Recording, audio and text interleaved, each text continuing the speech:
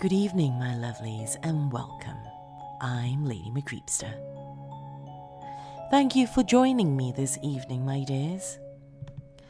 We have a tale from Creepypasta Wiki by author Mikethepastamaker8888. Before we begin, though, I would like to take the opportunity to say a big thank you to the ghouls of my dark family on Patreon. Thank you so much for your support. It really does mean so much to me.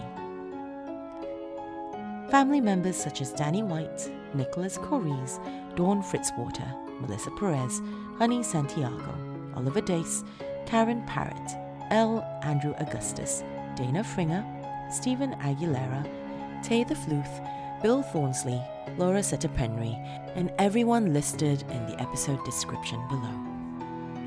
I would also like to take this opportunity to welcome the new family members. If you too would like to learn how to support this channel and podcast, go to patreon.com/LadyMikethepastamaker for more information. For now though, my dears, it is time. So come, lean in closer, and we'll begin.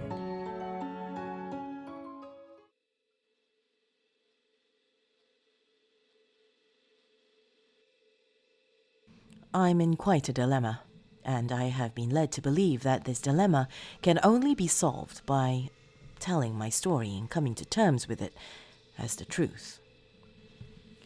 My tale is a story not of triumph or justice. Heed my warning, there is no happy ending, no pot of gold at the end of the rainbow. My tale is one of tragedy, torment, and death. None of these are even close to the reason why this tale is so consuming and destructive. The terror still consumes me to this very day. I was 18 when my life took a turn for the worst. I attended a continuing education school in Vancouver. Ever since I was 16, I began to slip into a depression that completely hindered my work ethic. My struggle was tough, but I managed to overcome a lot of my problems as I became fascinated with literature. The desire to become an author pushed me hard, so much so that I went to get back on track with work. You could say it was a miracle, the last one I would ever experience. I began dusting off the old inbox that was my email to check homework and projects from months previous. I logged in. Click. This startled me. A click came from my speakers. My audio wasn't even on. This thought ran through my sore head, which only intensified those damn echoes in my head. It was probably letting me know that I made a huge mistake, persisting that I should have turned back. Why the fuck didn't I listen to myself? I know that from the time I recovered from my depression, I had to be wary of my mind playing tricks on me, as I was a compulsive liar. Dear God, why didn't I listen? There was one email in my inbox. I felt a strange combination of fear and the more prevalent feeling of disappointment. How could it be possible that no one was concerned for me, my health, or my progress enough to just check up on me once? Does anyone care about me at all? It brought back a feeling of dread I hadn't felt in months. Anyway, I digress. Let me continue. I looked at my inbox, more dumbfounded than before. The sender's name was my name. What the hell? I said out loud in shock. I had never contacted any spam, not once, and even if that were the case, why would it spam my own email? I really wish I never learned the reason. I saw the subject, which was literally no subject. Pressing forward, I opened the email. The click echoed in my ear again, more present as before. I can only describe what I saw as the prime examples of horror, malice, and pure evil. There were pictures of my family and friends, all dead. Not just dead, but clearly murdered. And not only were they murdered, but they were mutilated. I saw each picture with a date under each, but it wasn't possible because the dates were all on or past the present date. It was all in chronological order. I scanned the first photo. It was today's date. Upon seeing the sight of what the picture contained, I began to weep. The bodies, hacked to a barely recognized couple, most likely in their 50s, were my parents. I had to make sure they were okay. I phoned their house while saying the number out loud to keep a voice present, to avoid feeling any sort of loneliness, to give me some sense of security. Even if it was just me speaking. It was all I had. Someone picked up. "Hello?" I said in a frantic manner. No response, just heavy yet oddly satisfied breathing. "Dad? Mom? Who the hell is this?" I shouted. More breathing that wouldn't seem possible for a human's body to handle without fainting from exhaustion. He said the only word which, to this day, has any significance left to me. Click.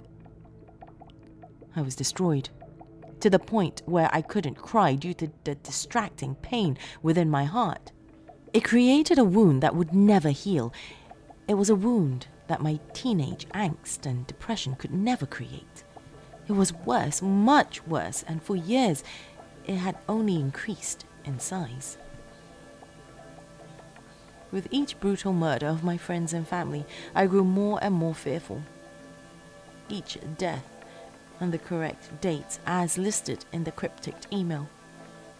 The police didn't seem to understand what the hell was happening, as it appeared to them that each of the victims died naturally and slowly. Autopsies included things like cardiac arrest during sleep. I don't understand how they could come up with these conclusions. I saw the bodies. I saw them all. They even had open casket funerals. People saw them as victims to the clock of death that kissed them as they rested and kindly led them into the pearly gates. For each funeral I went to, I saw corpses mangled and beaten. How was I the only person to see this? I had no idea. I didn't really care all that much either, after all. I was more concerned about my date to die. August 23rd, 2014. Another thing that held my attention was the clicking that consumed every fiber of my being. My only chance of survival was to flee my residence and get the hell out of my town. I didn't really care to investigate what's been killing my family. I didn't care how hard I have to contain myself from completing his goal years in advance. All I cared about was surviving. It's been 2 years. Friends, family, acquaintances, enemies, and mentors all dead. I've been hiding out in my car in a hick town populated by 200 people, avoiding whatever has been killing everyone I once held dear. I knew the worst was about to come for me. Today was August 23rd, 2014, the day listed under my photo.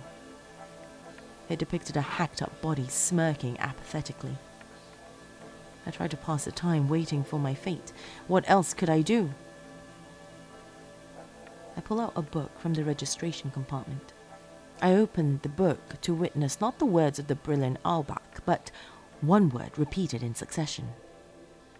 Click, click, click. It echoes in my head over and over as if each time it was listed on that fucking page, it was valued at 10 clicks banging against my head like a jackhammer. I want it to end. I want it all to just fucking end. It's far too much. I missed everything and everyone this fucking demon has taken from me. The only way to end my misery is to give this thing what it wants, and the only way for that to happen is if this heavy-breathing bastard sitting in the back of my car will kill me.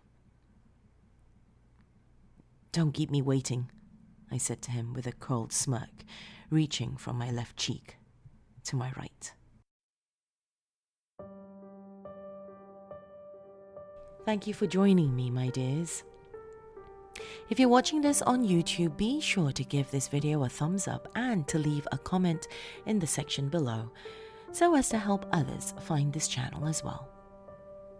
For those of you who have just discovered me, welcome to my realm, my lovelies. Be sure to hit subscribe, and additionally, if you're watching on YouTube, hit that bell icon as well to be notified of new uploads. If you would like to send me a story to be considered for narration on this channel and podcast, send it to me at lady.mccreepster@gmail.com. That is all the time we have this evening, my dears. Till next time, sweet dreams.